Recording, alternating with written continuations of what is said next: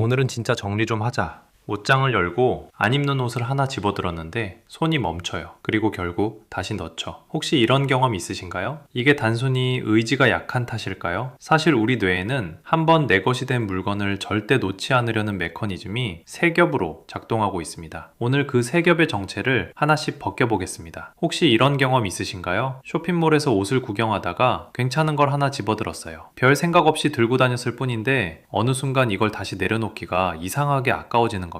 분명 5분 전까지만 해도 그냥 옷걸이에 걸려있던 물건이었거든요. 그런데 손에 들고 있었다는 이유만으로 갑자기 소중해진 거예요. 온라인 쇼핑도 마찬가지입니다. 장바구니에 담아만 뒀는데 다음날 열어보면 왠지 이미 내 건 것 같은 느낌이 들죠. 결제를 안 했는데도요. 이건 여러분만 그런 게 아닙니다. 우리 뇌가 원래 그렇게 작동해요. 심리학에서는 이걸 내 것이 된 순간 가치가 2배가 되는 착각이라고 부릅니다. 정식 이름은 소유 효과예요. 그리고 이 현상을 아주 깔끔하게 증명한 실험이 하나 있습니다. 1990년 노벨 경제학상 수상자 데니얼 카너먼이 동료 크네치 탈러와 함께 코넬대 학생들을 모았어요. 그리고 절반에게만 대학 로고가 박힌 머그컵을 하나씩 나눠줬습니다. 나머지 절반에게는 아무것도 주지 않았고요. 그런 다음 질문을 던졌어요. 머그컵을 받은 학생들에게는 얼마에 팔겠느냐고 물었고 못 받은 학생들에게는 얼마에 사겠느냐고 물었습니다. 똑같은 머그컵이에요. 같은 대학 로고가 새겨진 같은 물건입니다. 결과가 어떻게 나왔을까요? 머그컵을 가지고 있던 학생들은 5달러에서 7달러 사이를 불렀어요. 반면 사려는 학생들은 2달러에서 3달러 사이를 제시했습니다. 내 것이 된 순간 똑같은 물건의 값이 약 2배가 된 거예요. 머그컵이 달라진 게 아닙니다. 뇌가 달라진 겁니다. 한번 떠올려 보세요. 지금 여러분 방에 있는 물건들, 그 중에 사실 안 쓰는 게 꽤 있을 거예요. 그런데 막상 버리려고 하면 이상하게 손이 안 가죠? 그게 바로 이겁니다. 여러분이 게으르거나 우유부단해서가 아니에요. 물건이 내 손에 들어오는 순간 뇌가 자동으로 그 물건의 가치를 부풀려 버리는 거예요. 의지의 문제가 아니라 뇌의 설계 문제입니다. 그러니까 정리를 못하는 자신을 탓하지 마세요. 뇌가 원래 그렇게 만들어져 있으니까요. 물건을 손에 넣는 순간 이건 소중한 거야 라는 신호를 보내도록 설계되어 있는 겁니다. 그런데 이건 첫 번째 메커니즘일 뿐이에요. 두 번째는 훨씬 더 뿌리 깊습니다. 이미 쓴 돈, 이미 들인 시간, 이것들이 지금 여러분의 판단을 지배하고 있습니다. 한번 떠올려 보세요. 옷장 안에 한 번도 안 입은 옷이 있지 않나요? 5만 원 주고 샀는데 막상 입어보니 어울리지 않았던 옷, 그래도 버리지 못합니다. 왜일까요? 5만 원이나 줬는데 라는 생각이 발목을 잡기 때문입니다. 이 현상을 심리학에서는 매몰 비용의 오류라고 부릅니다. 쉽게 말하면 이미 쏟아부은 돈이나 시간에 발목이 잡히는 겁니다. 이미 지불한 돈은 어떤 선택을 해도 돌아오지 않습니다. 옷을 입든 버리든 5만 원은 이미 사라졌어요. 그런데 우리 뇌는 이 단순한 사실을 받아들이지 못합니다. 버리면 5만 원을 그냥 날리는 거잖아 라고 속삭이죠. 사실은 안 입는 옷을 보관하고 있는 지금 이 순간에도 그 돈은 이미 날아간 건데 말이에요. 단돈 10,000원짜리 화장품도 마찬가지입니다. 피부에 맞지 않는 색이라 한 번도 안 썼어요. 유통기한도 지났습니다. 그래도 버리기가 어렵죠? 10,000원이라는 숫자가 자꾸 머릿속에 떠오르니까요. 그런데 이건 물건에만 해당되는 이야기가 아닙니다. 혹시 이런 경험 있으신가요? 이 관계가 나에게 맞지 않다는 걸 알면서도 여기까지 쏟은 시간이 아까워서 떠나지 못했던 적. 실제로 이혼을 생각하면서도 행동으로 옮기지 못하는 사람들은 평균 2년에서 3년을 그 상태로 머무릅니다. 5년 이상 불행한 관계를 유지하는 경우도 적지 않죠. 직장에서도 똑같은 일이 벌어집니다. 관리자들은 이미 해고했어야 할 저성과 직원을 관리하는데 업무 시간의 17%를 쓴다는 조사 결과가 있습니다. 그동안 이 사람한테 투자한 시간이 있으니까 라는 생각 때문입니다. 물건이든 관계든 직장이든 메커니즘은 같습니다. 과거에 쏟아부은 것들이 현재의 판단을 가두는 거예요. 이미 지나간 비용에 매달려서 지금 필요한 결정을 미루는 겁니다. 옷장 속 안 입는 옷은 사실 이 심리의 가장 작고 귀여운 버전일 뿐이에요. 자, 그럼 세 번째이자 가장 강력한 메커니즘입니다. 아마 이게 여러분이 버렸다가 후회했던 경험의 진짜 이유일 거예요. 우리 뇌는 잃는 것을 얻는 것보다 훨씬 더 크게 느끼도록 설계되어 있습니다. 버렸더니 나중에 필요해졌다. 이 한마디가 유튜브 댓글에서 177개의 좋아요를 받았습니다. 아마 여러분도 고개를 끄덕이셨을 거예요. 분명 한 번쯤은 겪어봤을 테니까요. 그런데 여기서 한 가지 생각해 볼 게 있습니다. 버리고 나서 정말로 필요해진 경우가 몇 번이나 됐나요? 반대로 버렸는데 아무 일도 안 일어난 경우는요? 솔직히 돌아보면 아무 일도 안 일어난 경우가 훨씬 많았을 겁니다. 그런데 우리 뇌는 그 많은 괜찮았던 경험은 조용히 무시하고 딱 한 번에 필요해진 경험만 형광펜으로 칠해놓습니다. 왜 그럴까요? 1979년 심리학자 데니얼 카너먼과 아모스 트버스키가 이걸 밝혀냈습니다. 이름은 전망이론이에요. 핵심은 간단합니다. 우리 뇌는 무언가를 잃을 때 느끼는 고통이 같은 크기의 이득에서 느끼는 기쁨보다 약 2배에서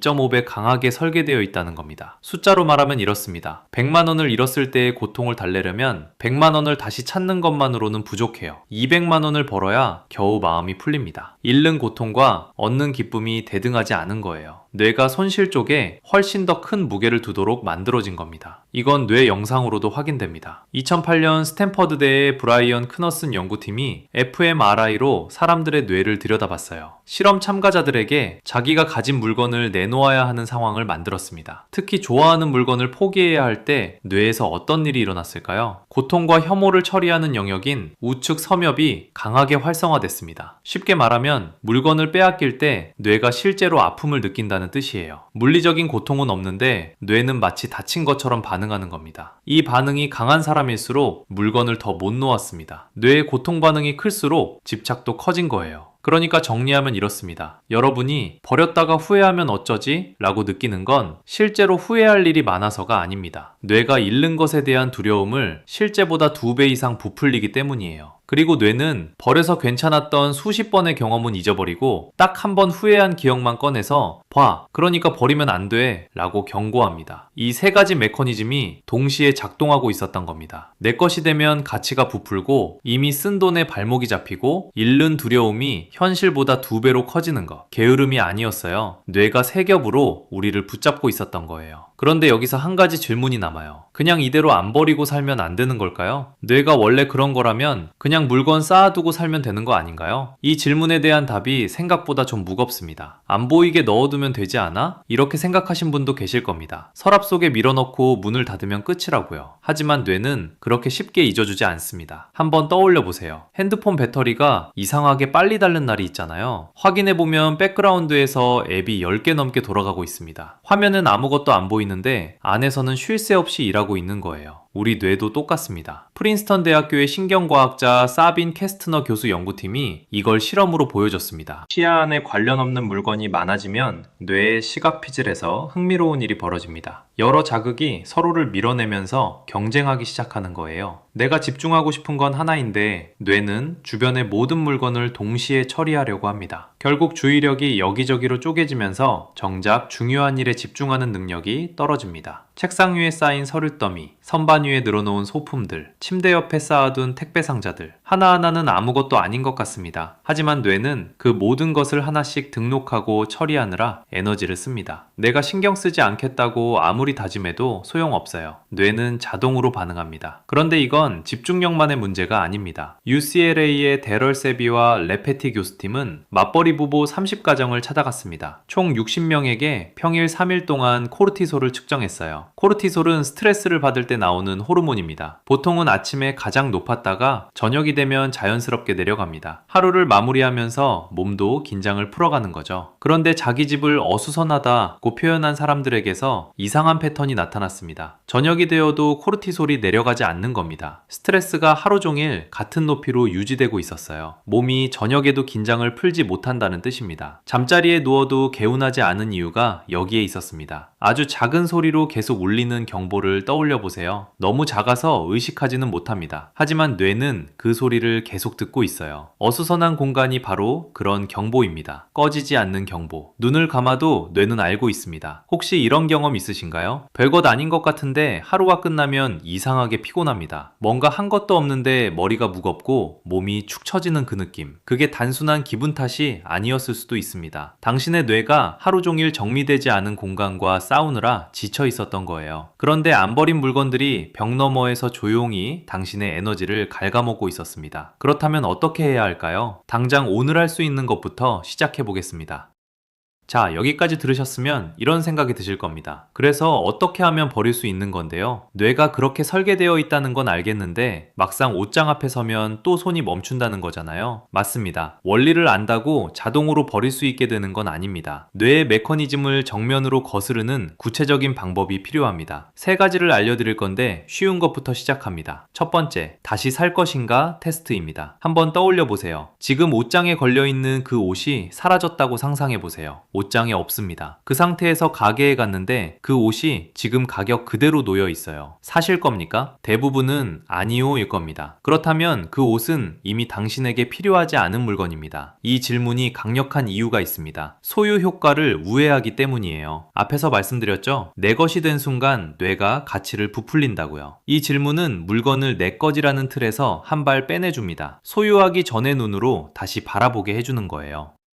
두 번째 방법은 훨씬 더 쉽습니다. 5분 뒷정리 루틴입니다. 대청소를 하겠다고 결심하지 마세요. 주말에 방 전체를 정리하겠다는 계획은 뇌에게 너무 큰 위협입니다. 그 대신 오늘 딱 하나만 정합니다. 손에 닿는 범위에서 물건 하나만 결정하세요. 버릴지 남길지 그것만 정하면 됩니다. 이게 별것 아닌 것 같지만 아주 중요합니다. 작은 성공 하나가 다음 행동을 만들어줍니다. 오늘 하나를 결정한 사람은 내일도 하나를 결정합니다. 이걸 꾸준히 반복하면 어느 순간 몸이 먼저 움직이기 시작해요.